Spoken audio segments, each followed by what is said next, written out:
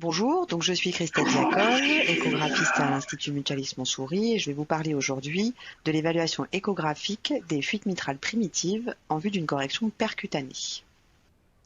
Donc l'objectif est d'évaluer la faisabilité mais surtout la durabilité de cette future correction percutanée et de guider la réparation.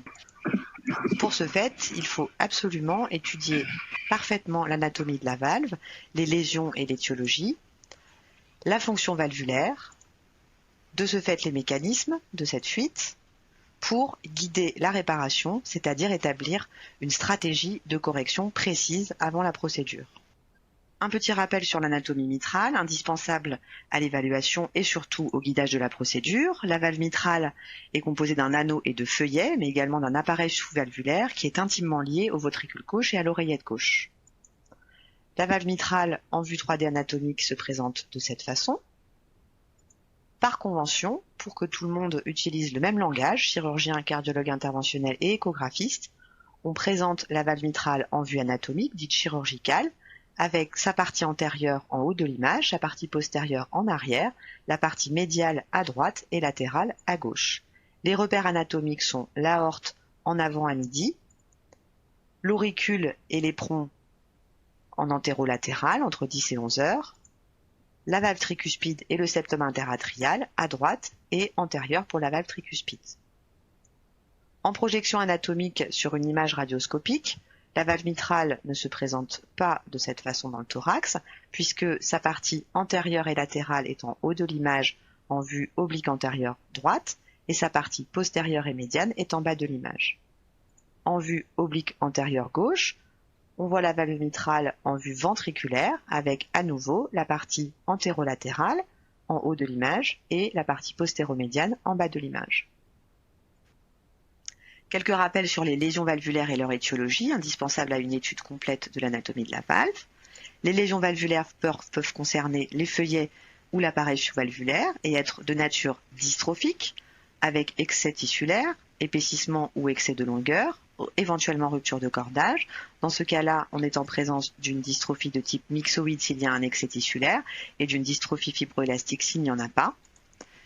Les lésions peuvent être de type rétraction, soit par calcification, soit par fibrose, et elles peuvent être à ce moment-là dégénératives ou acquises. Il s'agit des valvulopathies radiques, rhumatismales et médicamenteuses, l'étiologie dégénérative étant bien entendu la plus fréquente.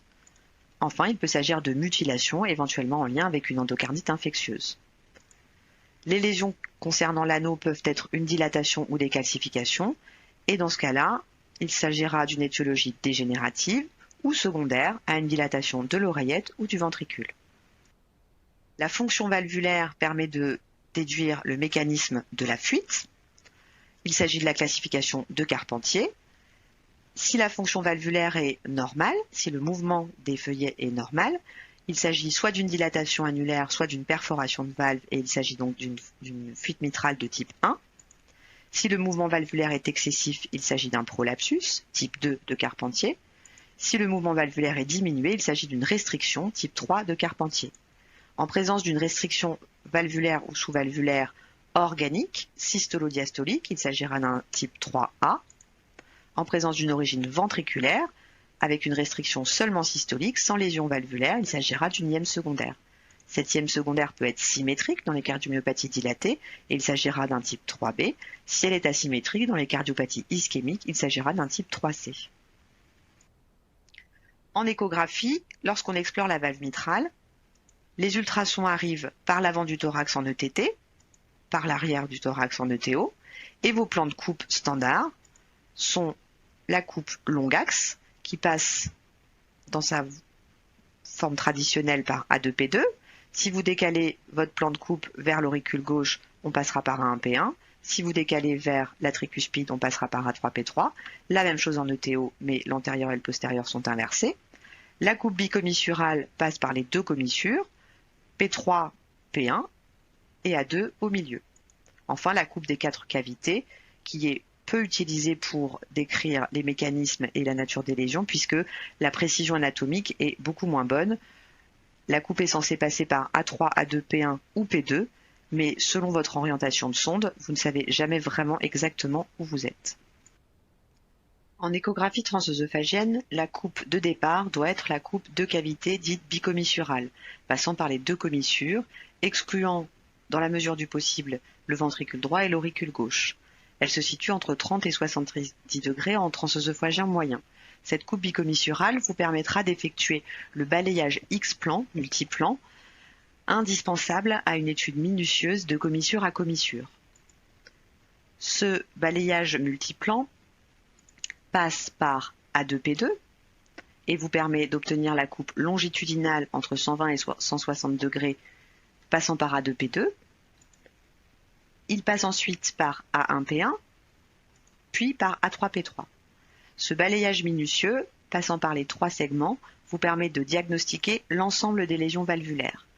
Vous devez identifier toutes les zones de prolapsus, les zones de calcification, de rétraction ou de restriction éventuelle, de façon à pouvoir proposer une stratégie de correction et à identifier les difficultés.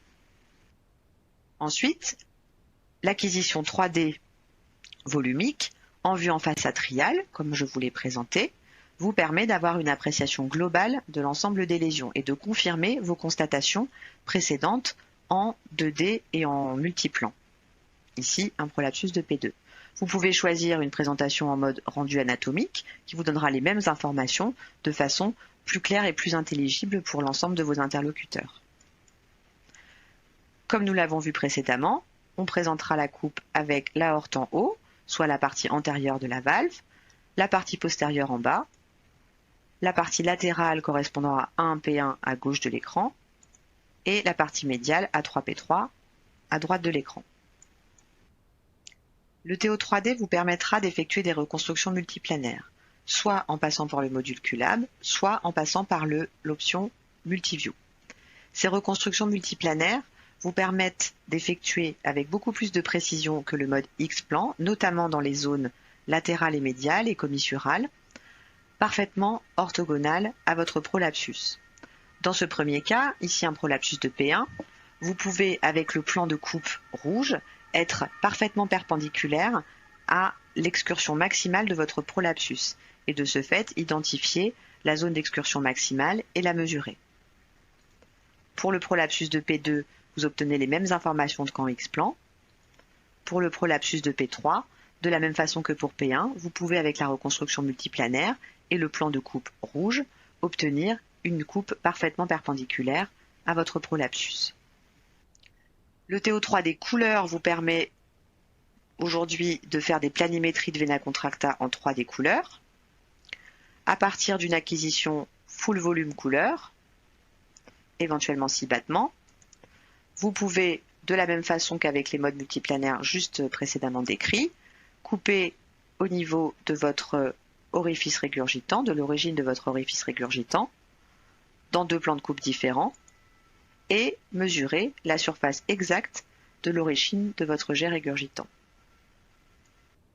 Quelques exemples. Un prolapsus de P2, ici en ETT, avec une coupe X-plan sur A2P2, en couleur, avec un jet excentré antérieur, et enfin en 3D, vue en face. Un prolapsus de P3, ici en mode X-plan avec une coupe passant par A3P3 et donc ici le prolapsus en coupe longitudinale. Ici en 3D, un prolapsus donc de P3 avec un petit bout de commissure postérieure. Les prolapsus commissuraux sont importants à identifier et constituent des formes difficiles mais faisables de correction percutanée. Quelques exemples, ici un prolapsus de P1 et de commissure antérieure, un prolapsus de P2 et P1 et de la commissure antérieure, donc ici des lésions complexes, et enfin un prolapsus de commissure postérieure. Attention dans l'évaluation des fuites mitrales primitives aux variations hémodynamiques durant le cycle, qui peuvent conduire à une surestimation. Les prolapsus prédominent en mésotélésystole et peuvent être même parfois limités à la mésotélésystole, ce qui rendra votre formule d'estimation de la zone de convergence fausse. Les fuites restrictives sont plutôt constantes avec une chute télésystolique. Deuxième petit écueil, les variations anatomiques notamment au niveau des jets contraints. Lorsque le jet, la zone de convergence, est contrainte contre une paroi ou une grosse calcification, cela pourra entraîner une surestimation de votre zone de convergence. Ici sur ce schéma, on comprend bien que si on mesure ce rayon comme étant le rayon de la zone de convergence, la formule sera fausse puisque le rayon n'est pas constant. Quels sont les critères de sélection échographique en vue d'une correction percutanée bord à bord? Pour comprendre ces critères de sélection, il faut d'abord comprendre la conception du matériel. Comment est conçu le clip? Le clip est conçu de bras et de grippers, entre lesquels va devoir venir s'insérer le feuillet mitral en question.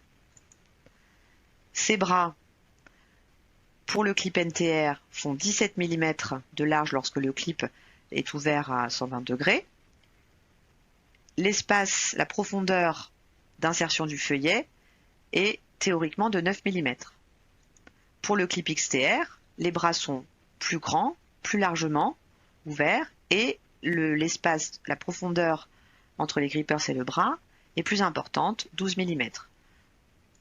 Le but du dispositif est d'assurer une coaptation d'au moins 8 mm, comme pour une plastie mitrale, entre le feuillet antérieur et postérieur. Les critères Everest sont les critères communément utilisés à l'heure actuelle pour prédire la faisabilité et la durabilité d'une correction percutanée par clip. Ces critères ont des extensions qu'on verra plus tard et qui sont réservées aux équipes ayant pratiqué de nombreuses procédures. Le premier critère est la largeur du prolapsus. Cette largeur est mesurée en 3D, en vue atriale en face, en 2D multiplan, en vue bicommissurale ou en reconstruction MPR, soit sur la coupe bicommissurale, soit sur la coupe petit axe. On considère qu'une largeur de prolapsus supérieure à 15 mm rend la correction percutanée peu probablement efficace sur le long terme. Vous pouvez également mesurer sur des coupes MPR en rentrant dans le mode QLAB, de la même façon sur la coupe bicommissurale ou sur la coupe petit axe. Deuxième critère dit critère Everest, la hauteur du prolapsus, c'est-à-dire l'excursion du feuillet dans l'oreillette gauche. Cette excursion est mesurée sur la coupe longitudinale qui passe par le toit du prolapsus. Vous coupez ici à partir de la coupe bicommissurale au niveau de la hauteur maximale de ce prolapsus et vous obtenez l'excursion maximale du feuillet dans l'oreillette gauche, la distance entre l'extrémité du feuillet postérieur prolabé et l'extrémité du feuillet antérieur qui lui fait face. Vous pouvez également faire cette mesure sur les reconstructions MPR, notamment pour les prolapsus plus excentrés, voire commissuraux, puisque votre plan de coupe longitudinal, rouge, sera forcément bien perpendiculaire à votre prolapsus, ce qui ne sera pas le cas avec le X-plan. Ici, un prolapsus 2P1, sur la coupe longitudinale, vous pouviez mesurer l'excursion maximale du feuillet. De cette façon.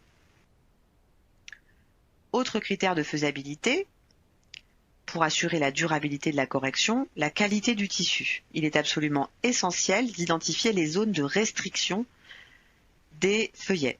Ici, une restriction du feuillet postérieur, très importante, d'origine sous-valvulaire. Alors on peut noter que certes il y avait un prolapsus du feuillet antérieur, mais le feuillet antérieur était également extrêmement remanié et restrictif dans sa partie basale. Ici, une restriction du feuillet antérieur.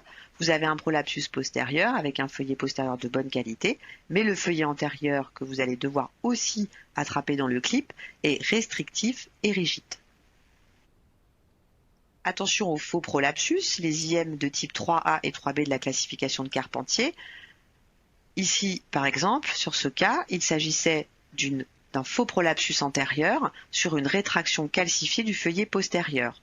Il y a un prolapsus relatif du feuillet antérieur par rapport au postérieur, mais il n'y a pas de vrai prolapsus et le mécanisme principal, la lésion principale, est de la restriction et de la calcification des feuillets.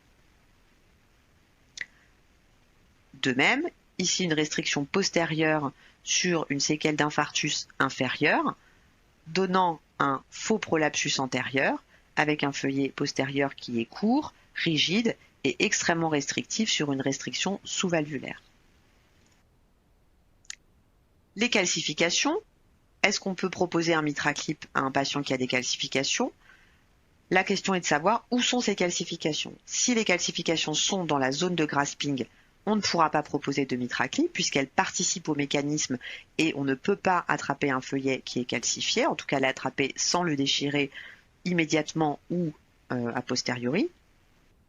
Si elles sont à côté de la zone de grasping éventuelle, on peut envisager une correction percutanée. Ici, un prolapsus du feuillet postérieur, P2 vers P1, avec une volumineuse calcification juste à côté et au-dessus, qu'on voit bien aussi en vue ventriculaire. Donc ici, vous voyez le prolapsus au-dessus et la calcification qui est juste à côté. Ce patient a bénéficié d'une correction percutanée avec l'implantation d'un clip jouxtant la calcification.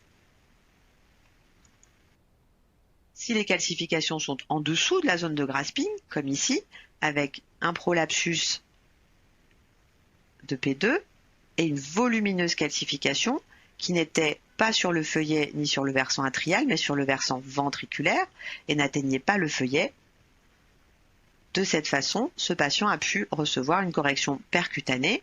Donc bien entendu, il s'agissait d'un patient à très haut risque chirurgical, puisque ce type de formes sont des formes challenging pour la correction percutanée. Donc vous voyez ici que le clip a été glissé entre la calcification et le feuillet, qui lui était indemne de calcification, de façon à pouvoir effectuer un grasping des deux feuillets. Avec un bon résultat final, puisqu'il n'y avait pas de prolapsus résiduel et une calcification à distance, juste en dessous du clip. Les végétations, donc on est toujours dans la qualité du tissu, sont une contre-indication à la réalisation d'une correction par voie percutanée pour deux raisons. D'une part, souvent il y a des lésions associées avec des perforations, ici c'était le cas, et donc il n'y a pas de tissu à grasper, et d'autre part la végétation est une lésion à risque infectieux à moyen terme, et il ne faut pas proposer de correction percutanée à ces patients sur des endocardites actives. La quantité de tissu est également un enjeu puisque, comme vous l'avez vu précédemment dans la conception du clip, il faut pouvoir insérer les deux feuillets entre le grippers et le bras. Le tissu doit être de bonne qualité, mais il doit également être suffisamment long.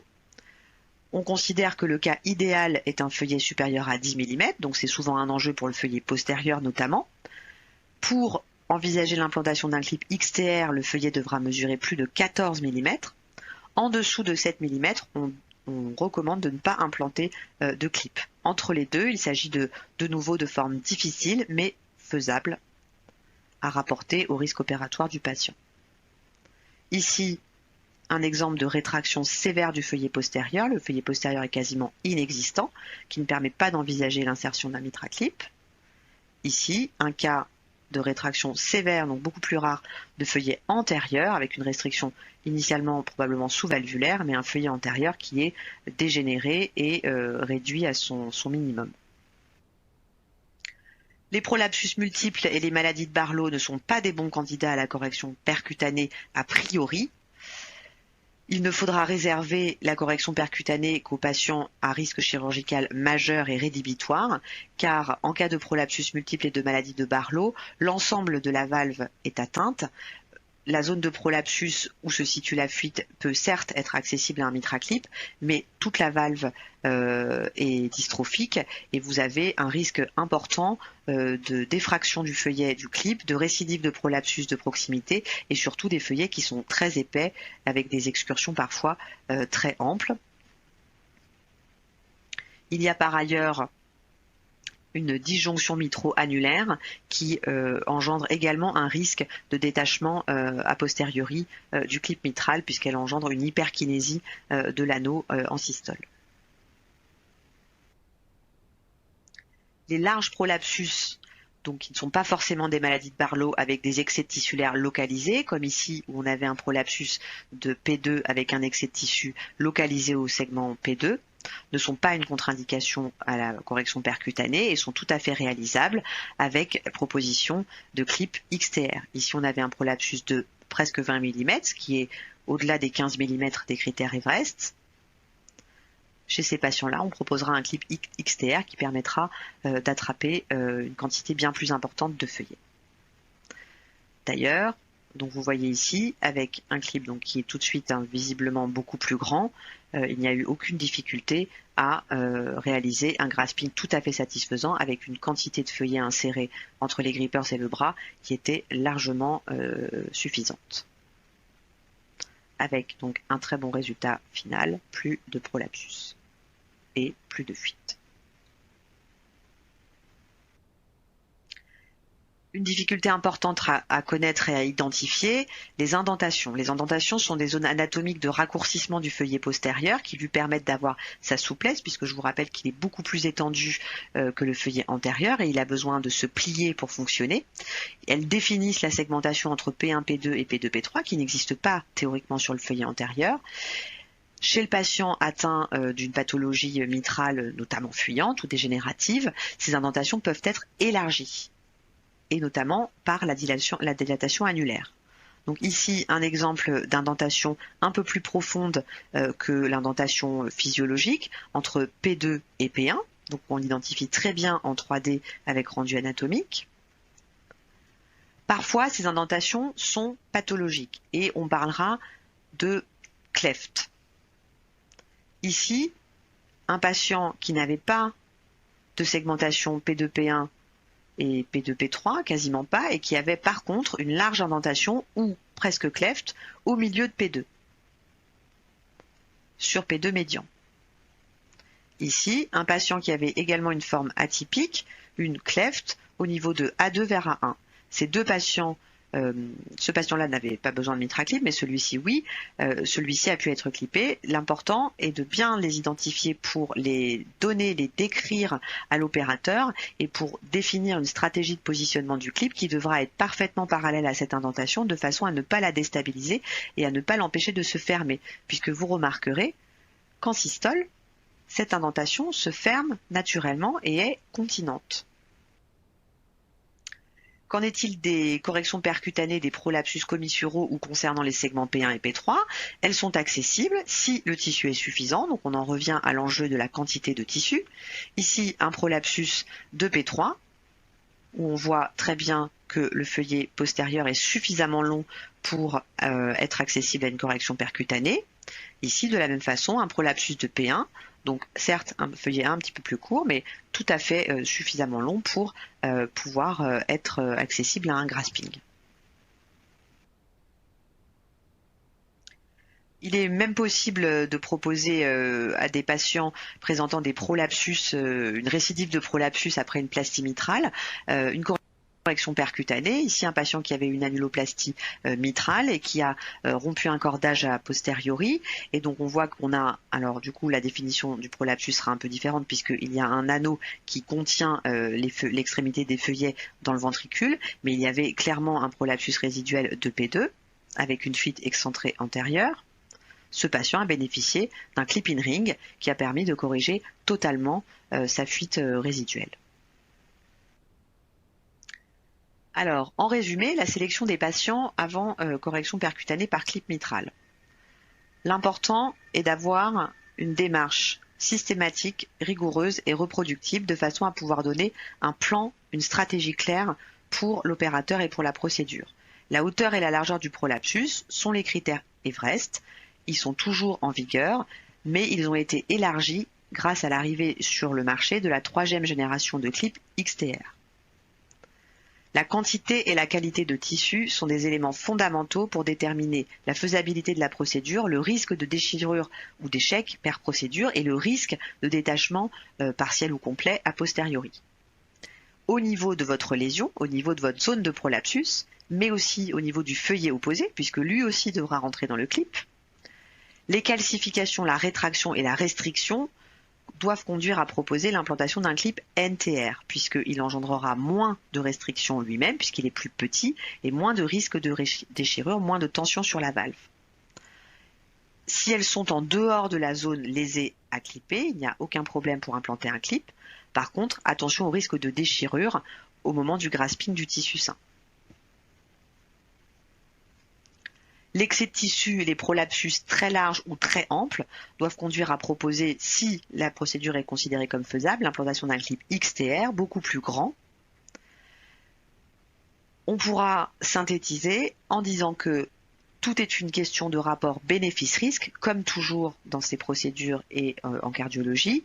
Si les formes sont difficiles, voire très difficiles, mais que le risque chirurgical est estimé comme majeur, que le centre qui propose l'implantation a réalisé un certain nombre de procédures qui ont fait un centre expert, la procédure est en elle-même peu risquée, on peut proposer des MitraClip à des patients difficiles, même avec des formes à la limite des critères de faisabilité.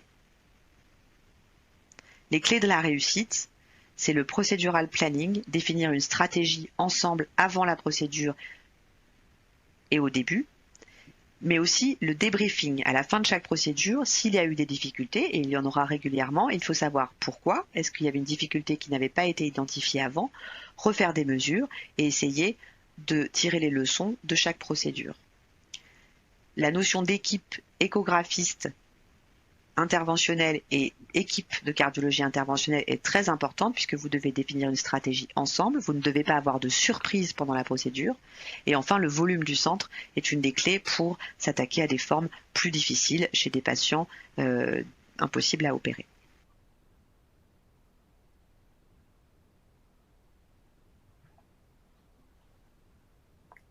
Merci beaucoup, Christelle. Bonsoir, bonjour.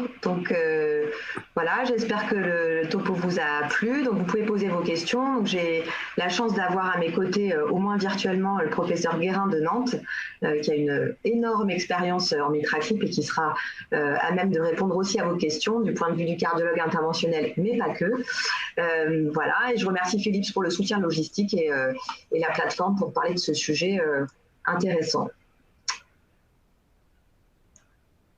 Alors, est-ce qu'on a eu des petites questions? Merci beaucoup, Christelle.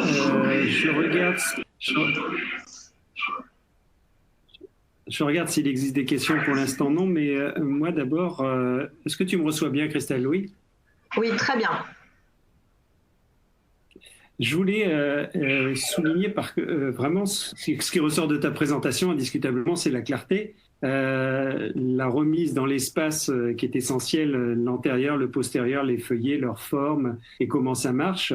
Et puis, indiscutablement, quand on revoit les images 3D que tu montres, notamment le rendu anatomique, il faut quand même bien avouer que les cardiologues interventionnels et les échographistes ont dû apprendre à se connaître. Et au début, quand vous nous montriez du 3D, très content de nous montrer du 3D. Honnêtement, on n'y comprenait rien, je peux te le dire maintenant. Et vraiment, ça nous faisait plaisir de voir que ça vous faisait plaisir. Mais alors qu'aujourd'hui, indiscutablement, vous nous montrez du 3D dont on pourrait plus se passer parce que le rendu anatomique, notamment pour le cardiologue interventionnel, c'est vraiment superbe. On arrive à comprendre, à parfaitement voir le prolapsus.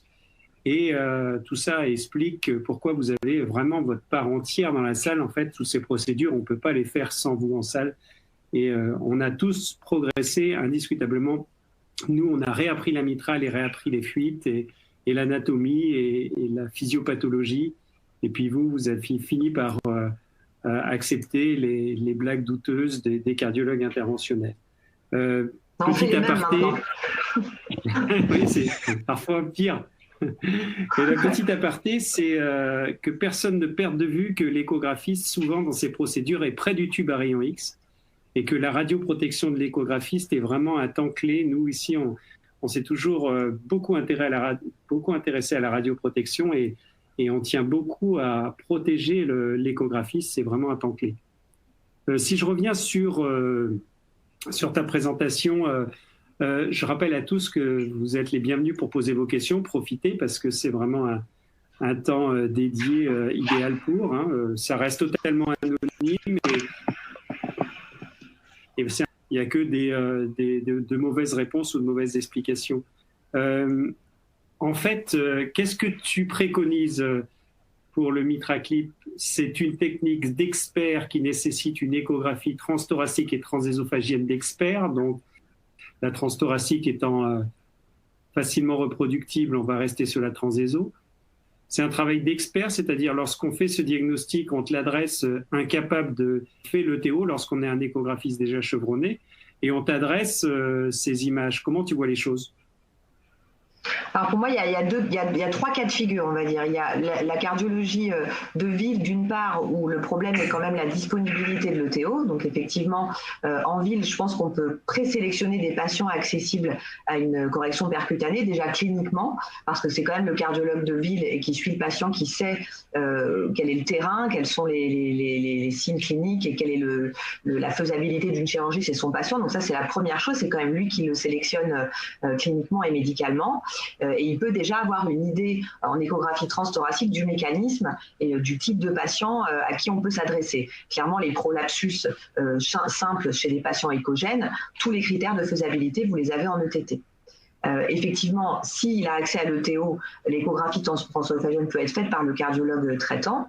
Le deuxième cas de figure, c'est le cardiologue d'un hôpital général ou d'un hôpital qui ne pratique pas le mitraclip, mais qui a une expertise valvulaire et qui a le matériel et la connaissance pour faire de l'ETO. Dans ces cas-là, moi, je demande aux gens déjà de m'envoyer les images. Et c'est vrai que si l'échographie est suffisante et si le mécanisme est clair et que le cardiologue ne s'est pas trouvé lui-même en difficulté, il n'y a pas de raison de refaire l'ETO. Mais souvent, le cardiologue va l'exprimer lui-même, les difficultés qu'il a pu avoir. Et je ne vais pas avoir à lui demander s'il a besoin ou pas de refaire l'ETO. C'est lui qui va en ressentir le besoin. Mais sur les ETO faites même sans 3D, on a quand même sur des valves sans mécanisme complexe, déjà une vue tout à fait suffisante pour déjà savoir vers quoi on se dirige. Et après, il y a les valves complexes, et là, c'est un autre enjeu, parce qu'il n'est pas question que du diagnostic, il est question de la stratégie de correction, et ça, clairement, l'échographiste qui va faire la procédure a quand même besoin de faire un screening lui-même, et de se faire, de visiter la pièce, en fait, en entrant, hein, c'est-à-dire de voir exactement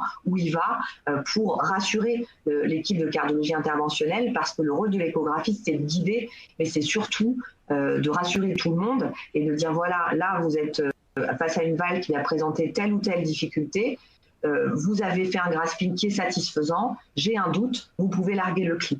Et vraiment, vous êtes, alors si vous avez un tempérament maternel, vous êtes fait pour cette spécialité parce qu'effectivement, vous vous sentez utile, bienveillant et rassurant à la fin en disant voilà, tout va bien, je pense que ça a fonctionné.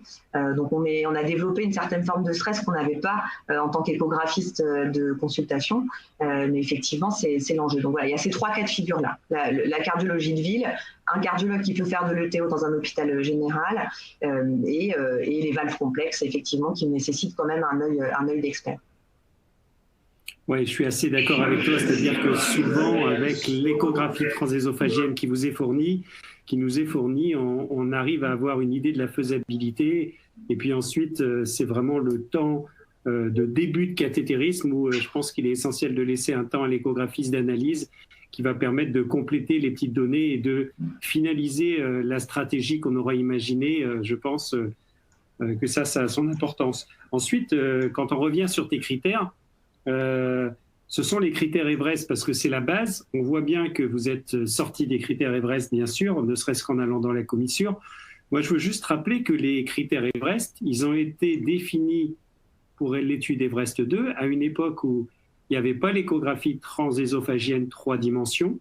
Et quand on voit ce que nous apporte le TO 3D aujourd'hui, c'est énorme. Il ne faut pas oublier que dans Everest 2, la stratégie, c'était de mettre un clip sur la valve. Alors en fait, il y a eu, dans un grand nombre de cas, plusieurs clips d'implantés, mais initialement, l'idée du fabricant était qu'il y avait un clip qui permettait de contrôler une anomalie valvulaire, prolapsus ou type 1 de Carpentier, avec un seul clip. Et finalement, ça s'est élargi après, mais il partait sans ETO 3D, avec l'idée de mettre un seul clip, et c'était le début de l'expérience de tous les praticiens de l'époque, que ce soit cardiologue interventionnel ou échographiste. Donc on peut comprendre que dans ces conditions, les critères soient très restrictifs et aient été très restrictifs pour pouvoir obtenir des résultats satisfaisants dans cette étude. Et ils étaient loin d'être mauvais, en fait, quand on regarde les résultats d'Everest 2.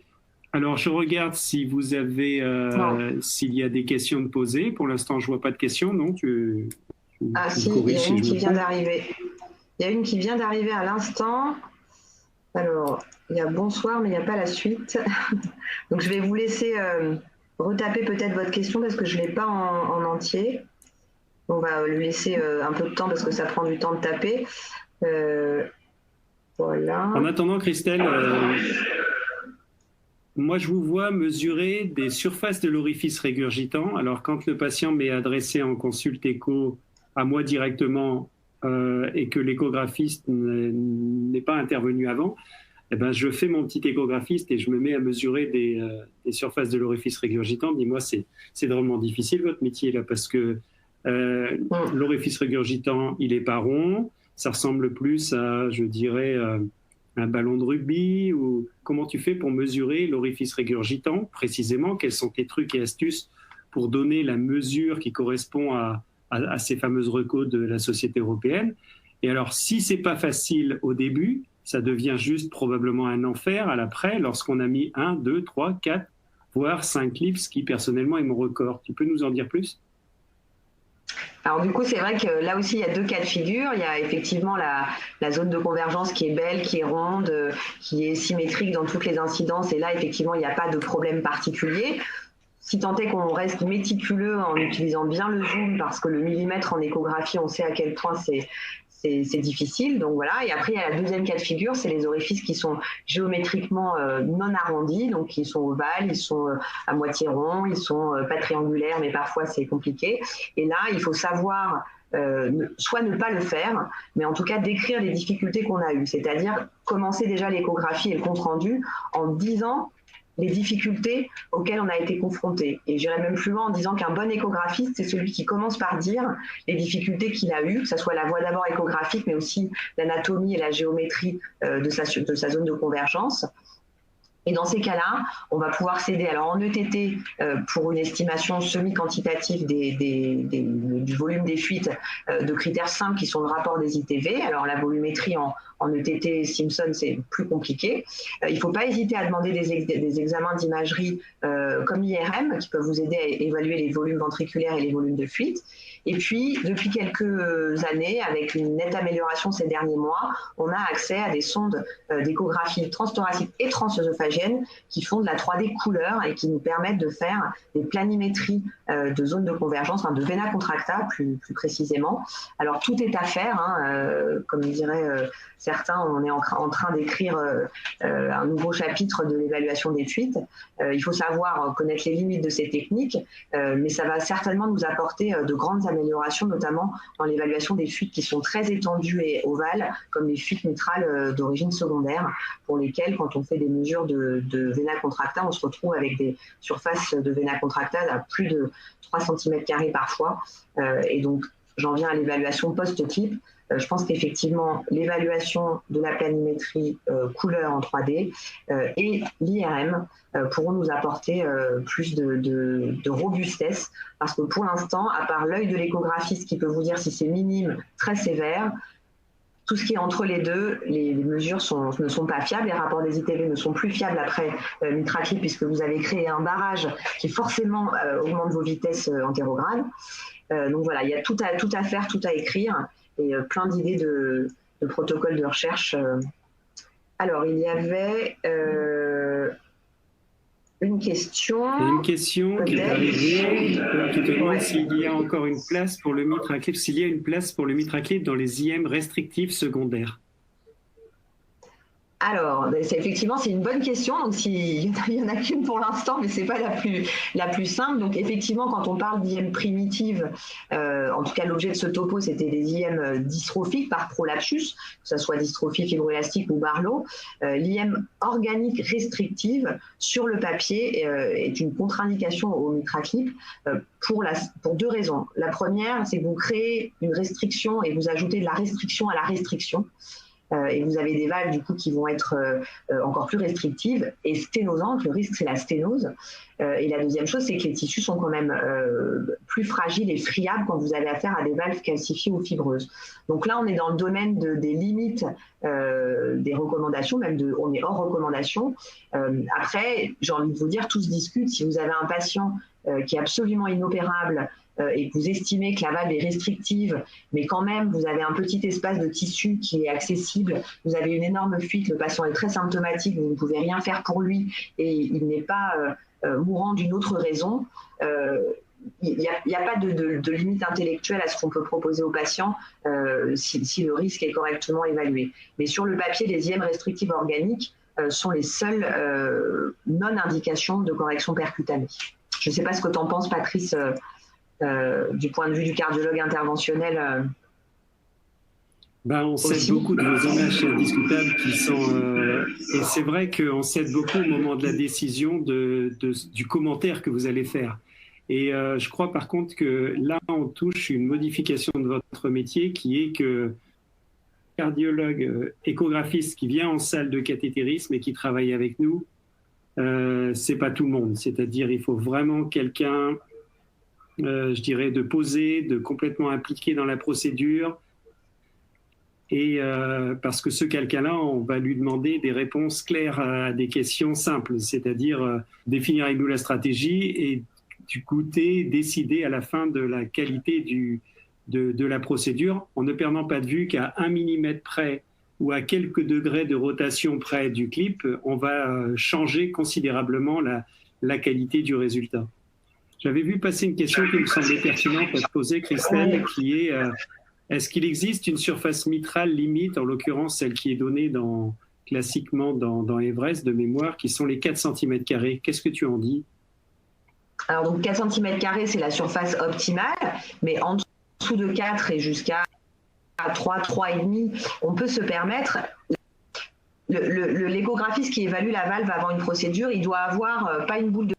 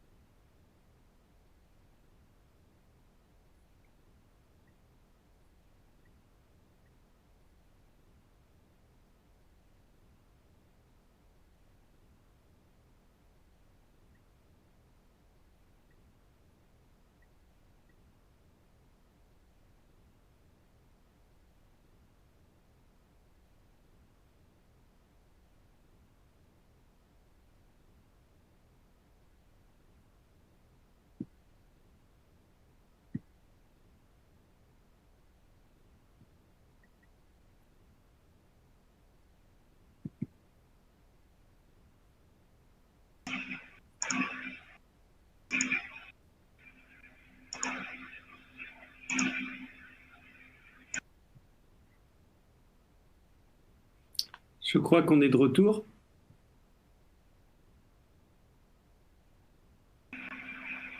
Ça fonctionne? Ça refonctionne? Oui, je crois qu'on est de retour. Ouais, je croyais qu'il y avait que moi qui était en blocage. Non, c'était un blocage général. Du coup, j'ai Alors, je sais plus où ça a pas coupé, on entendu parlait de la totalement surface. ta réponse. Bon, La surface résumé, des c'est 4 vrai que cm², tout à fait. la dynamique de la valve, la qualité de tissu est aussi importante que la surface.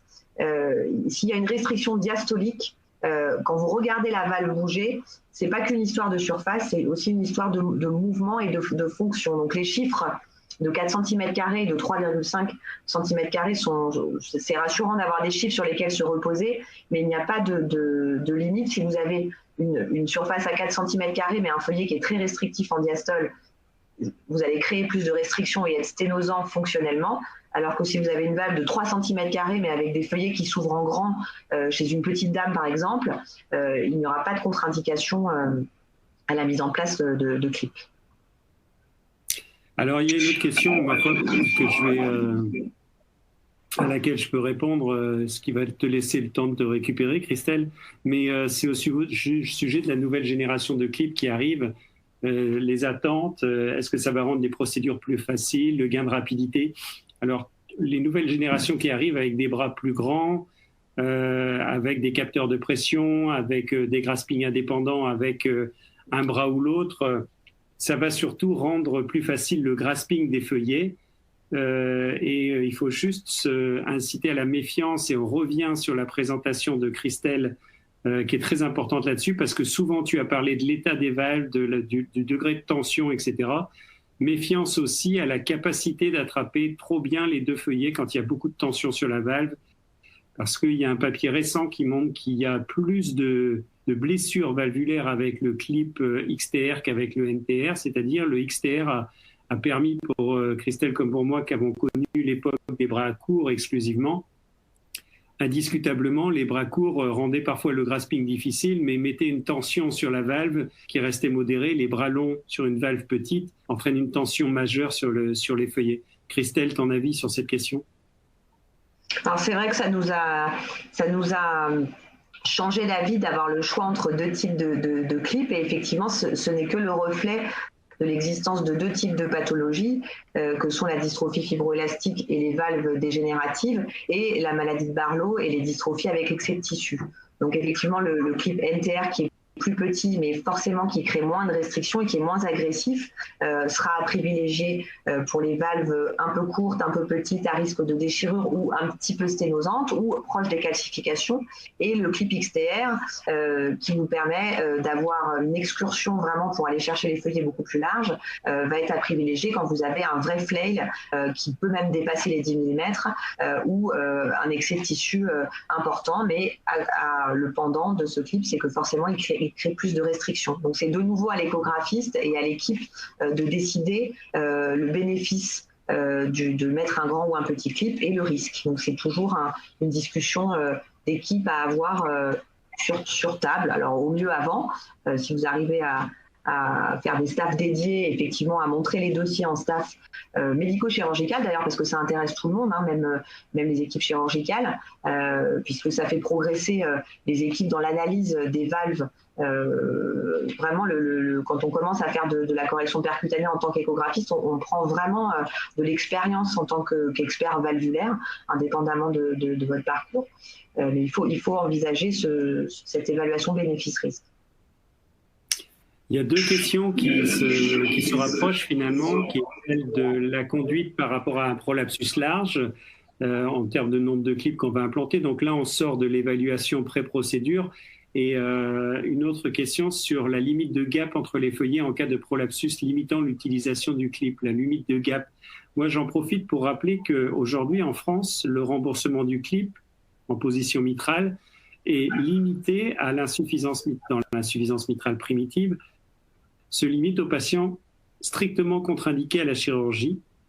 Donc, il n'y a que dans la contre-indication chirurgicale qu'on peut utiliser les clips dans l'IM primitive aujourd'hui en France, et que j'en profite pour vous rappeler que nous menons une étude au niveau national aujourd'hui, un PHRC, sur l'intérêt d'utiliser ces clips chez les patients à risque intermédiaire ou élevé, qui est l'étude Mitra-HR. Et pour l'instant, je pense qu'il faut vite inclure ces patients pour pouvoir avancer et élargir.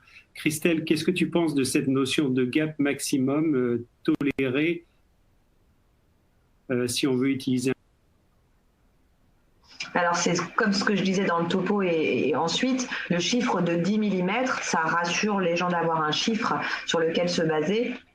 Mais si vous avez à votre disposition des clips XR, ce qui est normalement le cas, et que vous estimez que vous avez assez de tissu, vous pouvez tenter des excursions de prolapsus plus importantes, jusqu'à 15. Alors au-delà de 15, ça n'existe pas forcément. Alors, les ruptures de pied, ça c'est plus compliqué, mais en utilisant des petits artifices. Déjà, c'est une procédure où si votre patient peut arriver bien sec, quitte à parfois mettre un peu de diurétique avant pour essayer de diminuer la pression dans l'oreillette gauche et le retour veineux, c'est un petit artifice. Pendant la procédure, alors ça dépend des équipes, chacun a ses tips and tricks, mais il y a l'utilisation de striatine qui peut vous permettre de faire forcer donc une pause et va faire tomber les feuillets dans le clip.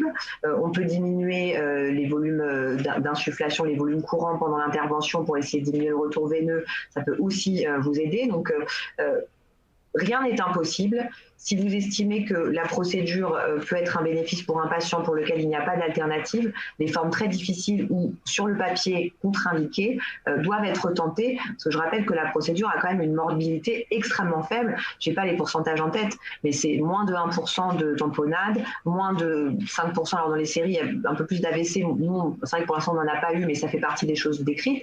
Mais la procédure est peu morbide. La ponction transseptale se fait sous ETO, donc le risque d'effraction péricardique est vraiment faible.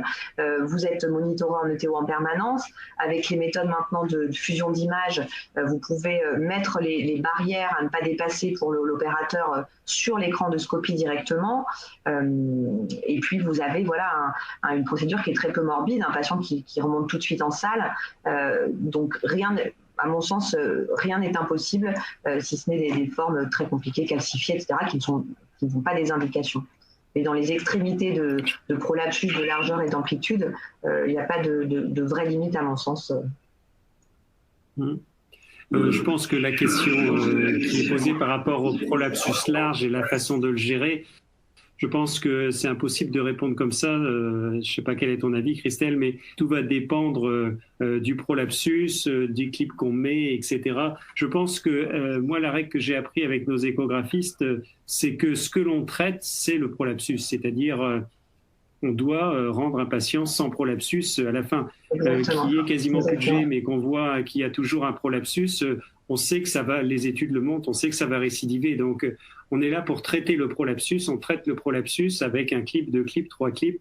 Le tout, c'est qu'à la fin, il n'y ait plus de prolapsus. Et évidemment, si possible, plus de fuite. Christelle, tu partages mon avis? Ouais, alors ça, c'est vraiment une règle fondamentale et on l'a appris de nos erreurs. Au début, je ne sais pas pourquoi, on était économe en clip au tout début. Pourtant, le coût, enfin le revient pour la société de la procédure est le même, quel que soit le nombre de clips implantés. On avait le temps, on aimait bien les procédures, mais on essayait de ne pas en mettre trop. On avait peut-être peur de nuire, mais effectivement, il faut couvrir la lésion. On en revient à cette analyse lésionnelle que vous devez avoir. Ce qui compte dans la décision de mettre plusieurs clips, c'est pas la fuite résiduelle, pas que, en tout cas la fuite résiduelle oui, mais c'est la lésion. Si vous avez un prolapsus résiduel, il faut le couvrir même s'il est responsable d'un microjet. On rappelle que le patient est endormi avec un régime de pression extrêmement bas. Il a été à jeun pendant 24 heures, même s'il a été un peu rempli pendant la procédure par l'anesthésiste, il est quand même plutôt vide.